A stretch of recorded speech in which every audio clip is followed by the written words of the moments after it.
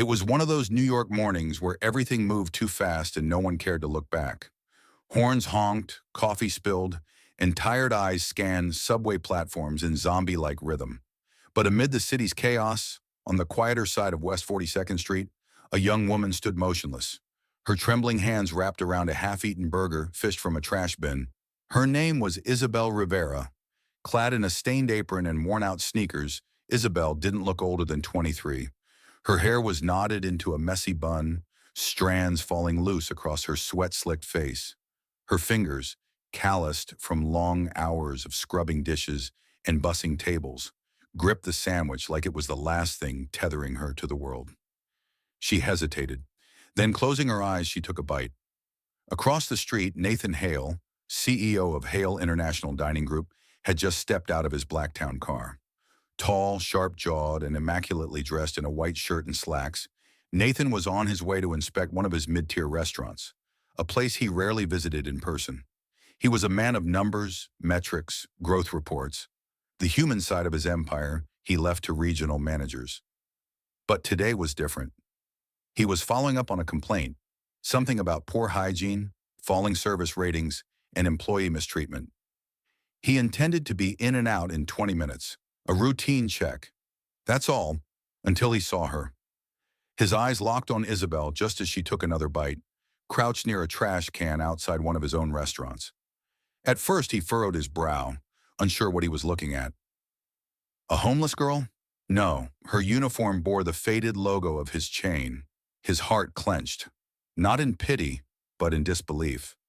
This isn't acceptable, he muttered under his breath, already marching across the street. Isabel didn't see him until he was close enough for his shadow to swallow hers. Her heart stopped when she looked up, eyes widening, lips trembling mid-chew. She recognized him instantly, everyone did. Nathan Hale's face had graced countless magazine covers, business journals, and employee orientation videos. The boss of bosses, the man behind the empire. Isabel's cheeks flushed red with shame as she stood up abruptly, the sandwich falling to the pavement. She stammered, Sir, I was just eating from a trash can?" Nathan's voice was low but sharp as glass. She said nothing, too humiliated to defend herself. The silence between them stretched longer than it should have. Nathan glanced at her uniform. "You work here?" Isabel nodded, staring at the ground. "Name?" "Isabel. Isabel Rivera." Nathan took a breath and folded his arms. "Why are you eating from the garbage?" Tears welled in her eyes. "I haven't eaten since yesterday morning. I asked the shift manager if I could take leftovers, but he said no, said they'd deduct it from my wages if I did." Nathan frowned. "Did you tell anyone?" "There's no one to tell. He said if I complained, he'd have me fired." Nathan looked toward the restaurant's glass doors. A middle-aged man with a gut and a headset stood inside, barking orders. Nathan's jaw clenched. He had heard rumors of abusive middle managers. But this was worse than he expected. "Come with me," he said. Isabel blinked. Where?" "Inside." She hesitated, then followed him. The restaurant quieted the moment Nathan walked in. Employees froze mid-step, whispering to each other. The manager spotted him and rushed over, fake smile plastered across his face. "Mr. Hale, what an honor! I wasn't told you were visiting." "Clearly," Nathan's voice was cold. He pointed to Isabel. "She works here. You know that, right?" The manager nodded quickly. Yes, she's part-time. Bit of a slacker, honestly. Always late. She just told me you threatened to fire her for asking to eat leftover food." The manager faltered. "Sir, that's not exactly—" "I found her eating from the trash outside," Nathan snapped, "because she was starving." The room went silent. Every employee stopped what they were doing. Isabel stood at Nathan's side, visibly shaking. Nathan turned to the staff. "Listen closely. From this moment forward, no employee of Hale Dining is to be denied a meal if they need one. No threats, no wage deductions, no excuses. If I hear otherwise, I will personally shut this location down." The manager stammered, "Mr. Hale, I didn't mean to." "You're fired," Nathan said bluntly. "Clean out your office. You're done." Gas echoed across the restaurant. Isabel stood frozen, unsure what just happened. Nathan turned to her. "You're not the one who should be ashamed, Isabel." She opened her mouth to respond, but nothing came. For the first time in weeks, someone had stood up for her. Someone who mattered. "Thank you," she whispered. He gave a small nod. "I want to know everything. Your hours, your pay, how you've been treated. I'll have HR contact you directly.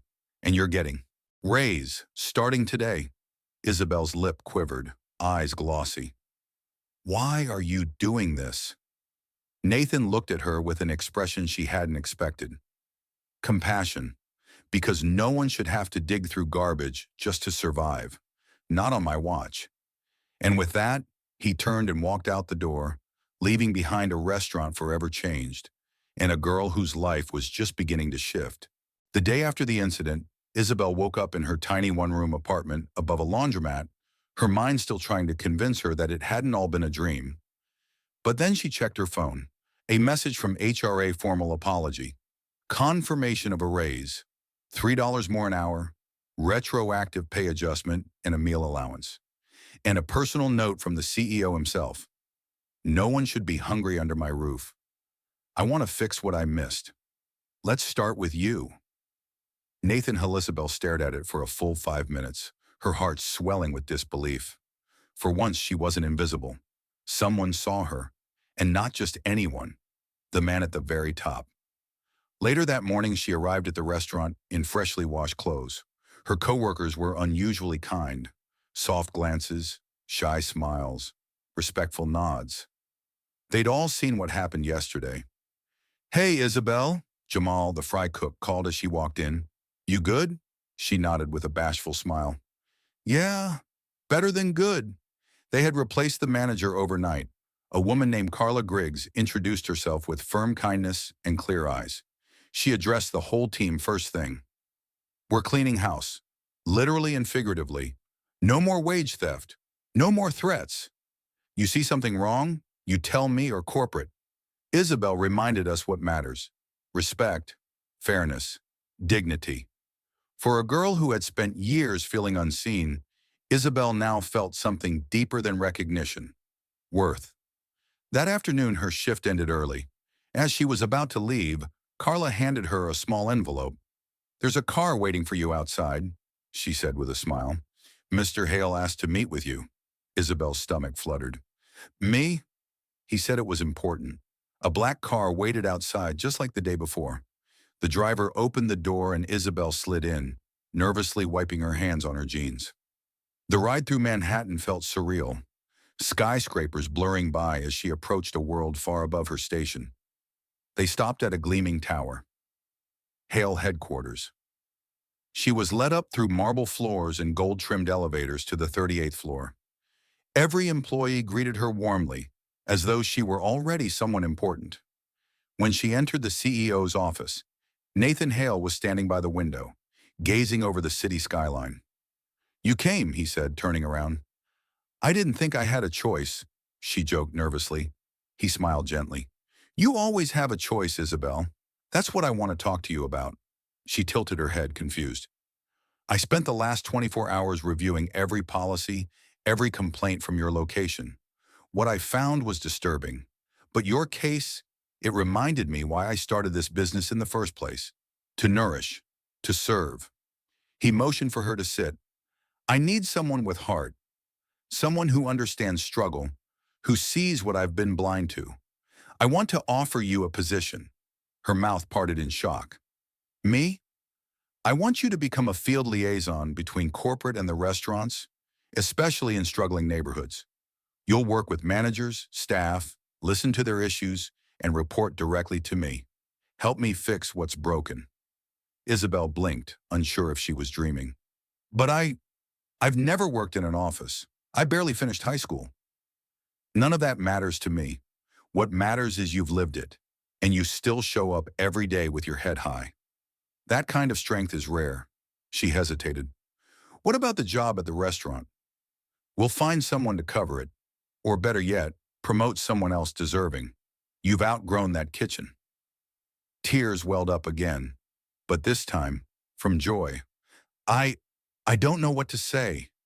Say yes, he said softly. She nodded, voice trembling. Yes. Nathan extended his hand. Welcome to your new beginning, Isabel Rivera. That evening, Isabel returned to her apartment, the city lights dancing through her window.